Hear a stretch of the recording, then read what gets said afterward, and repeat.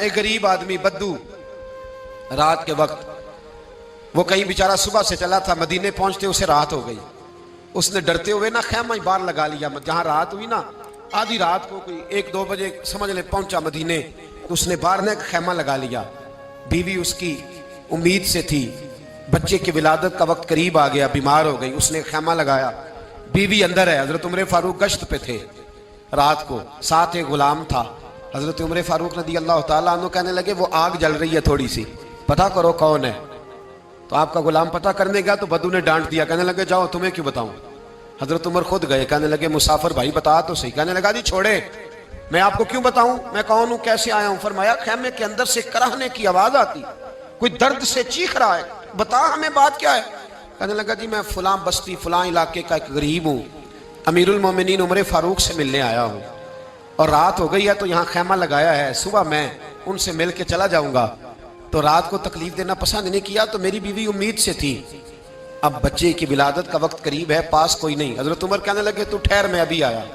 चेहरे पे नकाब है, उसे बताया नहीं मैं ही अमीरुल मोमिनीन। उमर दौड़े गए, अपनी जौजा से कहने लगे अगर तुझे बहुत बड़ा अजर मिल रहा हो तो हासिल करेगी। क्या करूंगी। तो कहने लगे चल फिर मेरे साथ, बहुत बड़ा अजर है। एक दोस्त के यहाँ विलादत का वक्त है, जरूरत की चीजें साथ ले लो। उस औरत ने थोड़े दाने ले लिए, घी ले लिया। हजरत उमर से कहने लगी लकड़ियां इकट्ठी कर ले। अमीरुल मोमिनीन, काउंसलर की बात नहीं बता रहा आपको, मैं आपको एमपीए की बात नहीं बता रहा, एमएनए की बात नहीं बता रहा, जो 10 गांव को मिला के चेयरमैन बना उसकी बात नहीं बता रहा, उसकी बात बता रहा हूं जो 22 लाख मुरब्बा मील का हुक्मरान है। उसकी बात बता रहा हूं जो गली से गुजरे तो शैतान रास्ता ही बदल जाता है। उसकी बात बता रहा हूं जिसके बारे में मेरे मुस्तफा करीम सल्लल्लाहु ताला अलैहि वसल्लम ने फरमाया मेरा उम्र तो वो है कि 950 साल हजरत जिब्रील भी इसकी शान बयान करें तो अजमत खत्म नहीं होती। इतना बड़ा शख्स।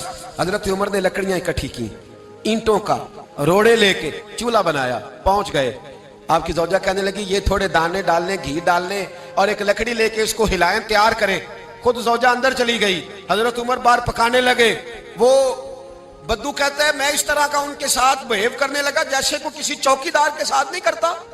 मैंने समझा ये उमर ने चौकीदार रखे आने जाने वाले मेहमानों का। मैं कभी पानी का प्याला मांगता, कभी कोई बात, उमर दौड़े जाते, कभी पानी लाते। ओ मुसलमानों, ओ मेरे रसूल के गुलाम अजीजो, हजरत उमर फारूक। वो गुलाम कहता है मैं उमर से कहता, मैं कहता गुलाम पानी ला, तो उमर दौड़ के पानी लाते। मैं कहता तुझे घी पकाना भी आता है, पहले भी कभी पकाया है? तो उमर फरमाते कोशिश तो कर रहा हूं। मैं कहता पहले भी कभी तेरी बीवी ने ये काम किया है? तो हजरत उमर कहने लगे मुझे याद नहीं, पूछ के बताऊंगा। कहते हैं क्या रंग था, क्या अंदाज था, क्या मुस्तफा की तरबियत थी, क्या अंदाज हुजूर ने सिखाए गुलामों को। ये किस तरह का अमीर है कि ये हंडिया पका रहा है, फूंके मार रहा है एक गरीब के लिए, देहाती के लिए जिसे जानते भी नहीं। अंदर उस शख्स की बीवी के यहां बेटा पैदा हुआ तो हजरत उमर की बीवी अंदर से बोल के कहने लगी अमीरुल मोमिनीन मुबारक हो, आपके दोस्त के यहां बेटा पैदा हुआ है। जब कहा ना अमीरुल मोमिनीन मुबारक हो तो वो शख्स कहता है मेरे हाथ कांपने लगे और मैं इस तरह दौड़ा कि मेरी पगड़ी गिर गई। मैं दौड़ा तो उमर ने बुलाया, कहा किधर जाते हो?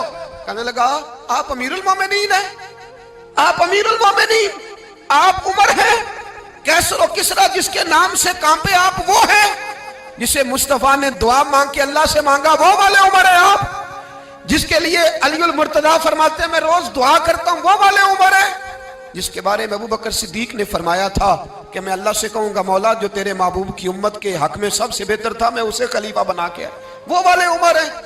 उमर अमीरुल मोमिनीन की बीवी वो तो खातून अव्वल होती है, वो तो मलका होती है, और तेरी बीवी दाई बनकर एक गरीब के बच्चे के पास बैठी रही विलादत के वक्त। उमर अमीरुल मोमिनीन होके तेरी दाढ़ी सारी धुएं से भर गई, तो ड्यूटी करता रहा। तो सैयदना उमर रो पड़े और उस बद्दू को सीने से लगा के कहने लगे तुझे पता नहीं तू कहां आया है, इस शहर का पता है? उसने कहा हुजूर कहां आया? फरमाया ये मेरे नबी का मदीना है, ये मुस्तफा का मदीना है, यहाँ अमीरों का इस्तकबाल नहीं होता, यहाँ गरीबों के इस्तकबाल होते। यहाँ हुजूर ने इस स्टेट पे मेरे रसूल पाक ने वो वाला रंग दिया है कि अब गरीब सर उठा के जीने लगे हैं, अब मजदूरों को इज्जतें मिलने लगी हैं, अब यतीमों ने सर उठा लिया है कि हमारा कोई सुनने वाला आ गया।